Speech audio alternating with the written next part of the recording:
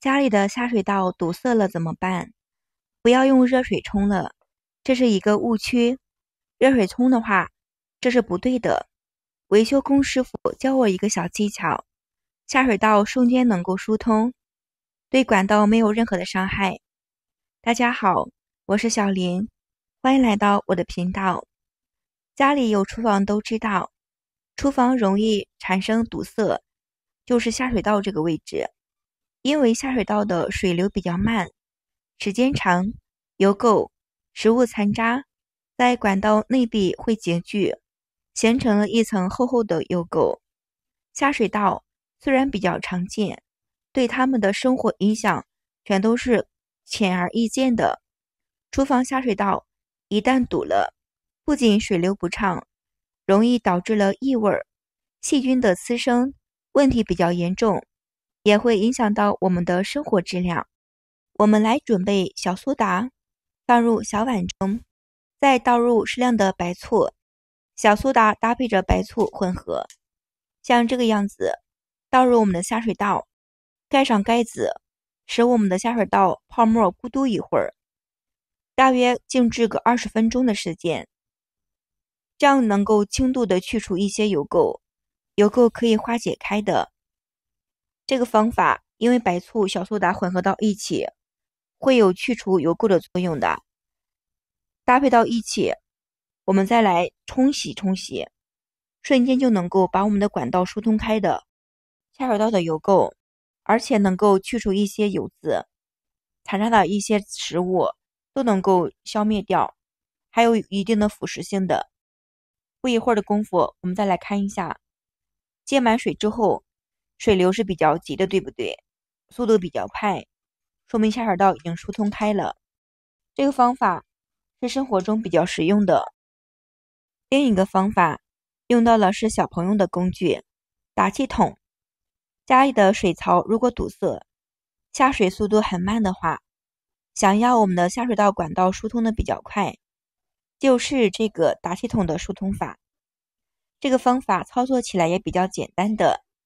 我们只需要一个简单的打气筒就好了。把我们的打气筒对准我们的下水道，接着再加入适量的清水，不断的向我们的管道里面去打气儿。如果管道的堵塞不是很严重，基本上可以多打几次就可以疏通。如果是堵塞的比较严重的话，可以密封的包围一些，水可以再来多一点，多打几次也能够疏通的。疏通好的下水道，再接着用清水再来清洗一下，冲一冲，你也能看出来下水道明显的水流变快了很多，对不对？说明这个方法清除下水道的一些油垢也是不错的吧，很实用的方法。这两个方法对下水道疏通都有效果。朋友们，不知道你们更喜欢哪一种方法，或者说你有更好的其他的方法，欢迎下方留言一起讨论哟，分享给更多的朋友们。亲爱的家人朋友们，视频看到这里啦，如果喜欢我的视频，麻烦你帮我点个小关注，点个赞吧，非常感谢你的支持和喜欢，谢谢大家。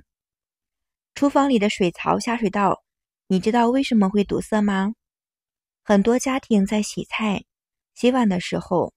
都会把洗菜盆放到我们的水槽当中，方便了污水可以直接流入了下水道的。这样虽然听上去很方便，对不对？如果长时间的不去清理我们水桶内的油渍、蔬菜的残渣，就会使我们的下水道形成了油垢，最终就会堵塞我们的下水道的。当然，除了油垢、蔬菜残渣，也会有一些家庭做饭的时候，常常将没有吃完的饭菜倒入我们的水槽里，而这些食物的残渣倒进垃圾桶、水管里，那么我们的盘子呢也会有油垢，时间长了不去清理油渣，这些行为都会使我们的水槽内的藏一些油垢藏得越来越多，那么就会加速了水槽下水道被堵塞的情况。很多人都爱吃油炸食品，对不对？吃多了，再用我们的化学剂去把我们的油锅清洗干净。残留在油锅上的食物油脂会使我们的这个下水道堵塞的，因为油垢比较黏嘛。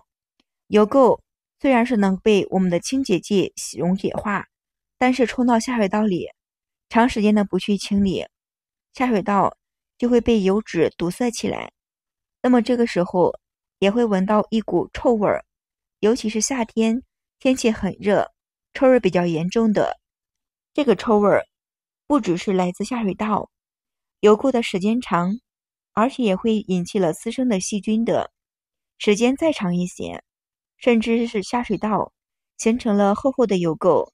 再也不往下流，味道也会越来越重的。所以下水道要经常的去清理。那么为什么不建议大家用热水去冲下水道？